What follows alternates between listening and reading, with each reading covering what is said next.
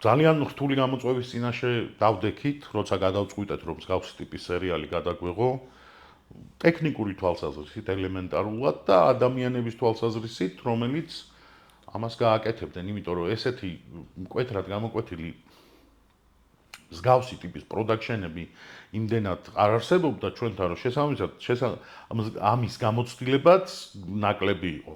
მაგრამ ქართველებს ჰქონდა ერთი ძალიან მნიშვნელოვანი პლუსი, ჰქონდა კინოს ძალიან დიდი ტრადიცია და ცოდნა, როგორ გადაიღო ფილმები, საქართველოში იყო და ამის პროფესიონალები არსებობდნენ, მიუხედავად იმისა, რომ იმ დროს უკვე ცოტა ესე დაბლა იყო წასული ეს ყველაფერი, ჩვენ მაინც მოვახერხეთ და შევკრიბეთ ძალიან კარგი გუნდი, ტექნიკურად ახალგაზრდა ადამიანები, რომლებმაც ერთი რამე მინდა ვთქვა, ეს პროექტი არის ძვირი პროექტი ნებისმიერ ქვეყანაში.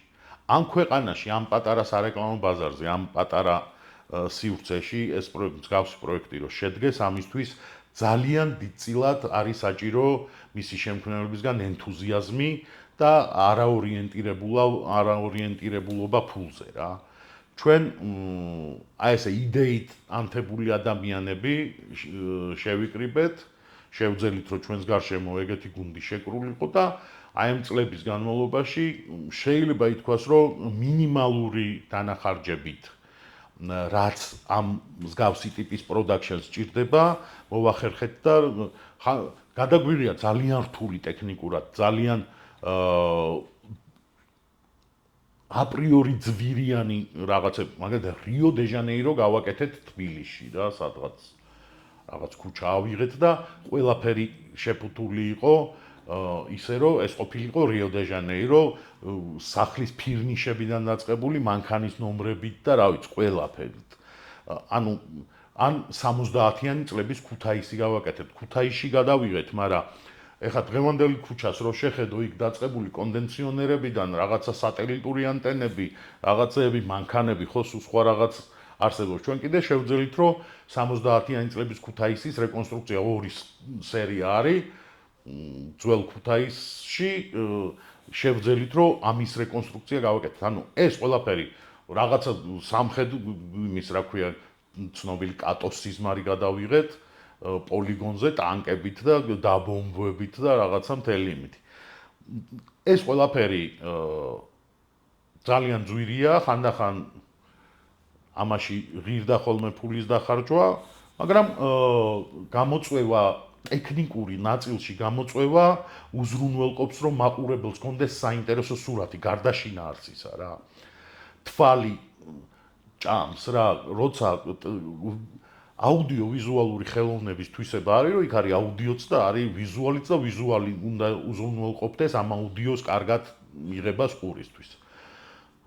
ძალიან ბევრი ნიჭიერმა ადამიანმა გაიარა ჩვენ ხელში, ბევრი აქ სულ ქონდა ის, რომ სულ აყვავდა ახალი პატარა ასაკის ანთებული ენთუზიაზმით, ასე ვთქვათ, ენთუზიაზმით დატვირთული ბავშვები, რომლებიც მერე დროთა განმავლობაში უკვე სერიოზულ პროფესიონალებად ყალიბდებოდნენ და დღეს ძალიან ბევრი არის ქართულ კინო ინდუსტრიაში, ვისაც ჩცდ სკოლა აქვს გავლილი და აქაა დაფრთიანებული, ასე ვთქვათ.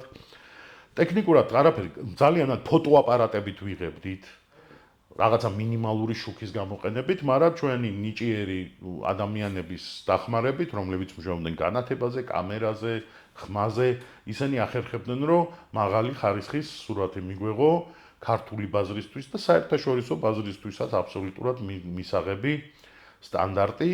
დროთა განმავლობაში ეს ყველაფერი იხვეწებოდა სტილისტურათაც, ტექნიკურათაც. მუდმივად ვაკეთებდით რეინვესტიციას ტექნიკაში, ცოტა უმადური საქმეა, იმდენად სწრაფად ვითარდება ტექნოლოგიები, რომ ამ ტექნოლოგიებს თუ არ აყევი, მე ძალიან ჩამორჩები ტექნიკურად. აქედან და ვიზუალსაც ვეღარ ქმნი ისეთ, როგორც საჭიროა და ჩვენ ვახერხებდით, რომ რაღაცა აი რა ფული იდეაში რაც შემოდიოდა ამ სერიალში ყოველთვის იხარჯებოდა რაღაც ახალი ტექნიკური საშუალების შეძენაში, რომ რაღაც ახალი შესაძლებლობა გაჩენილიყო.